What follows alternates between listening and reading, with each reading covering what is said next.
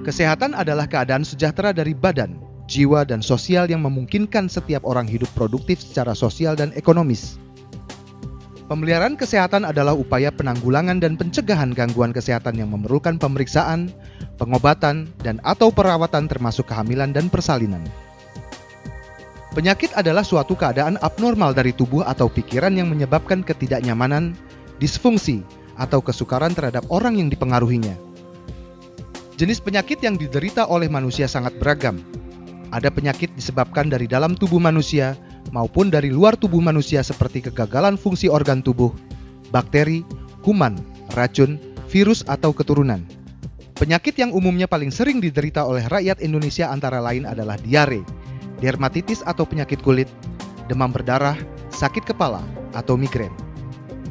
Penyakit kronik adalah jenis penyakit yang diderita dalam jangka waktu lama dan berkembang secara perlahan dan dapat menyebabkan kematian. 4 penyakit kronik yang utama adalah penyakit kardiovaskular seperti jantung dan stroke, kanker, penyakit pernafasan kronis seperti penyakit paru dan asma, serta diabetes.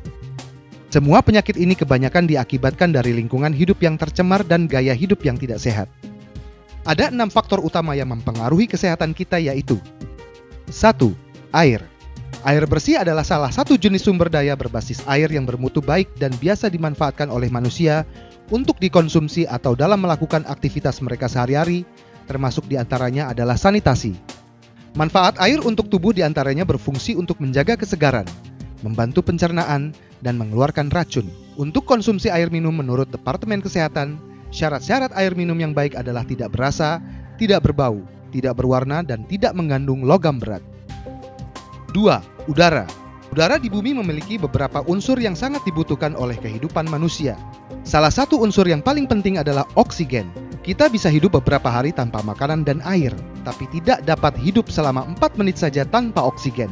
Bahkan sel-sel otak kita akan mati bila dalam waktu 15 detik tanpa adanya oksigen. Setiap sel di dalam tubuh manusia membutuhkan oksigen untuk membelah, untuk bertumbuh, dan untuk sel tetap hidup. 3. Olahraga. Olahraga adalah aktivitas untuk melatih tubuh seseorang, tidak hanya secara jasmani, tetapi juga secara rohani. Banyak sekali manfaat olahraga bagi kesehatan tubuh kita. Olahraga sedikitnya 10 menit setiap hari membuat mental menjadi lebih sehat, pikiran jernih, mengurangi stres, dan memicu timbulnya perasaan bahagia. Selain itu, manfaat olahraga bagi kita membuat peredaran darah menjadi lancar, membakar lemak dan kalori, serta mengurangi resiko darah tinggi dan obesitas. 4. Makanan dan minuman. Manusia sebagai makhluk hidup membutuhkan asupan berupa makanan dan minuman untuk pertumbuhan, perkembangan, dan kesehatan bagi tubuhnya. Setiap makanan mempunyai kandungan gizi dengan masing-masing manfaat yang berbeda, seperti protein, karbohidrat, lemak, dan lain-lain. Pedoman gizi seimbang atau PGS berprinsip bahwa setiap orang memiliki kebutuhan gizi yang berbeda, disesuaikan dengan golongan usia, jenis kelamin, status kesehatan, dan aktivitas fisik. 5. Emosi. Pengaruh emosi terhadap tubuh sangat berhubungan erat dengan kelenjar pituitari. Kelenjar ini bertanggung jawab untuk mekanisme yang memicu penyakit, yaitu kelenjar yang berada tepat di bawah otak yang memiliki koneksi dengan area jaringan di otak. Kelenjar inilah yang menghasilkan hormon yang mengendalikan semua fungsi tubuh. Emosi dan perasaan yang kuat berdampak pada pengendalian hormon oleh kelenjar pituitari. Selanjutnya berpengaruh pada sistem saraf tubuh dan akhirnya menimbulkan atau memperparah penyakit peredaran darah, pencernaan, pernafasan, dan kulit. 6. Tidur. Semua makhluk hidup memerlukan istirahat setelah melakukan aktivitas atau kegiatan.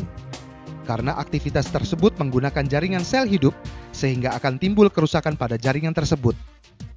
Istirahat ini bertujuan untuk memperbaiki kerusakan yang dimaksud. Selama kita tidur, tubuh mengganti sel-sel yang rusak dengan yang baru, dan limbah serta uap kotor yang terjadi pun dibuang. Terdapat 5 sumber toksin utama yang merusak atau mengganggu kesehatan manusia. 1. Polusi udara. Polusi udara dapat terjadi jika jumlah atau konsentrasi polutan atau zat pencemar di udara sudah melebihi baku mutu lingkungan.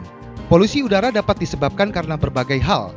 Yang paling umum adalah disebabkan oleh pembuangan gas karbon monoksida dari kendaraan bermotor dan industri serta asap rokok.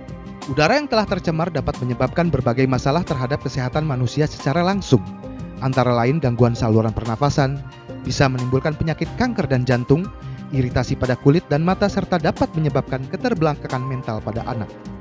2. Polusi air. Sebagian besar pencemaran air dihasilkan oleh kegiatan manusia seperti industri rumah tangga, pertanian, pertambangan, dan lain-lain. Air yang telah tercemar mutunya menjadi turun, tidak memenuhi standar kualitas yang dapat mendukung kehidupan makhluk hidup, dan bahkan bisa menjadi tempat berkembang biaknya kuman-kuman sumber penyakit seperti kolera, disentri, diare, dan tifus. 3. Buah-buahan dan sayur-sayuran yang terkontaminasi bahan kimia. Jika tidak dipilih secara hati-hati atau tidak diolah dengan cara yang benar, pangan dapat membahayakan kesehatan orang yang menyantapnya, karena mungkin telah tercemar oleh zat-zat berbahaya. Salah satu contoh zat-zat berbahaya yang dimaksud adalah pestisida. Pestisida merupakan sarana untuk membunuh hama-hama tanaman yang telah lama digunakan dalam pertanian. Namun banyak petani yang menggunakan pestisida secara berlebihan atau masih memakai jenis pestisida yang sudah dilarang pemerintah karena terlalu berbahaya bagi kesehatan. Penumpukan zat-zat kimia dalam tubuh tidak berdampak seketika. Perlahan namun pasti akan menyebabkan kerusakan pada jaringan sel dan saraf dalam tubuh yang bisa menyebabkan kanker, leukemia, dan cacat pada anak-anak atau janin. 4. Obat-obatan, bahan pengawet, dan pewarna pada makanan. Banyak orang yang lebih memilih obat-obatan dengan bahan kimia karena dirasa lebih mujarab atau cepat sembuh, tapi kenyataannya tidak begitu. Justru obat kimia membuat tubuh bekerja 2 kali, yaitu mengobati penyakit yang tadinya akan disembuhkan dan mengobati penyakit yang muncul sebagai efek samping dari obat kimia yang dikonsumsi. Pengobatan dengan menggunakan obat kimia memiliki beberapa sifat tertentu, yaitu diarahkan untuk menghilangkan gejala-gejala yang timbul, bersifat untuk mengurangi penderitaannya tapi tidak menyembuhkan, bereaksi cepat namun bisa melemahkan organ tubuh lain, serta selalu diiringi dengan efek samping.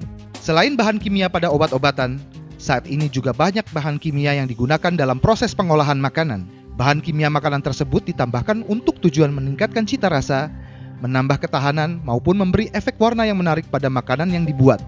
Bahan kimia makanan yang banyak ditambahkan pada makanan memang sebagian besar merupakan bahan yang masih ditoleransi penggunaannya. Namun sebagian lagi benar-benar merupakan bahan kimia yang berbahaya yang tidak seharusnya dikonsumsi. Kita pasti ingat, masyarakat pernah dihebohkan dengan beredarnya formalin dan boraks yang merupakan bahan kimia beracun, digunakan sebagai campuran makanan. Kedua bahan tersebut adalah sebagian dari bahan kimia yang merusak kesehatan. Masih ada bahan kimia makanan lain yang memiliki tingkat bahaya setara, apalagi jika dikonsumsi secara terus-menerus. Efek yang ditimbulkan bahan-bahan tersebut bisa sangat mengerikan, mulai dari pemicu kanker, kelainan genetik, cacat bawaan lahir saat dikonsumsi ibu hamil, melemahnya kinerja otak dan syaraf, dan masih banyak lagi efek buruk lainnya. 5. Makanan hewan ternak yang tercampur bahan kimia. Selain dari hasil pangan seperti buah-buahan dan sayur-sayuran yang tercemar oleh bahan kimia berbahaya, kita juga bisa terkontaminasi oleh zat-zat kimia yang berbahaya tersebut melalui daging hewan ternak yang kita makan. Hewan ternak yang mengkonsumsi tumbuhan dan air yang telah tercemar oleh bahan kimia akan menumpuk zat-zat berbahaya tersebut di dalam jaringan daging dan lemaknya. Pada zaman modern ini juga banyak peternak yang mencampurkan bahan-bahan kimia pada pakan ternak yang ditujukan antara lain untuk memberikan kekebalan terhadap suatu penyakit pada hewan ternak dan memicu pertumbuhan hewan ternak agar lebih cepat besar. Zat-zat kimia yang telah menumpuk dan menyatu pada jaringan daging dari hewan ternak tersebut sangatlah sukar untuk diuraikan atau dibersihkan, walau daging yang kita masak sudah benar matang sekalipun. Dengan semakin buruknya keadaan lingkungan hidup yang kita tempati dan gaya hidup yang kita miliki sekarang, mulai dari udara yang kita hirup, air yang kita minum, makan yang kita konsumsi, kesibukan yang kita kerjakan, dan banyak hal-hal lain yang membuat kesehatan kita semakin merosot. Maka itu Keling hadir dengan konsep kesehatan CBA, yaitu Cleansing, Balancing, Activating, memberikan solusi terbaik untuk meningkatkan dan menjaga kesehatan kita. Cleansing. Cleansing adalah suatu proses membersihkan toksin dalam tubuh kita yang telah menumpuk selama bertahun-tahun. Secara alami tubuh kita juga sudah melakukan cleansing, namun hanya secara ringan melalui proses buang air kecil maupun besar. Sedangkan toksin yang menumpuk dalam tubuh kita jumlahnya jauh lebih banyak. Manfaat dari cleansing antara lain adalah untuk memperbaiki fungsi-fungsi organ tubuh, memperbaiki sirkulasi peredaran darah dan metabolisme, mencegah berbagai macam penyakit kronis, memperlambat proses penuaan, meningkatkan kesehatan dan kesegaran tubuh. Produk-produk dari Keling yang berguna sebagai cleansing antara lain adalah Keling Kinotakara, K-Liquid Chlorophyll, K-Biograin, K-Ayurveda, Ridens, dan lain-lain. Balancing. Yang dimaksud dengan balancing di sini adalah memberikan nutrisi yang seimbang dalam tubuh.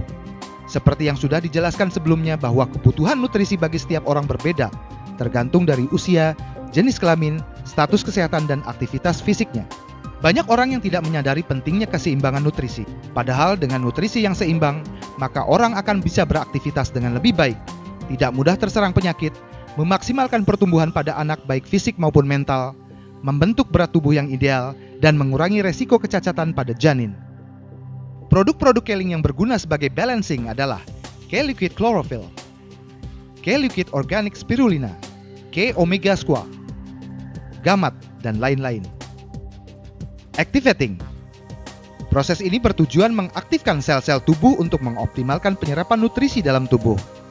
Caranya dengan meningkatkan pemasukan nutrisi ke dalam sel tubuh dan sel darah yang membantu regenerasi sel darah merah dan meningkatkan kadar oksigen dalam darah, menghambat proses oksidasi dan menstimulasi regenerasi sel organ tubuh untuk bekerja secara optimal dalam meningkatkan sistem kekebalan tubuh terhadap penyakit.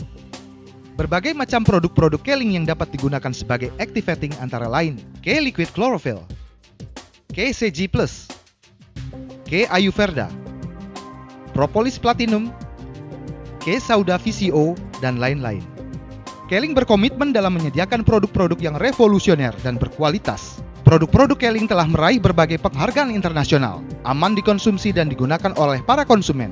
Setiap produk dari Keling telah diuji dan menerima sertifikasi Badan POM, serta lulus persyaratan syariah dari MUI.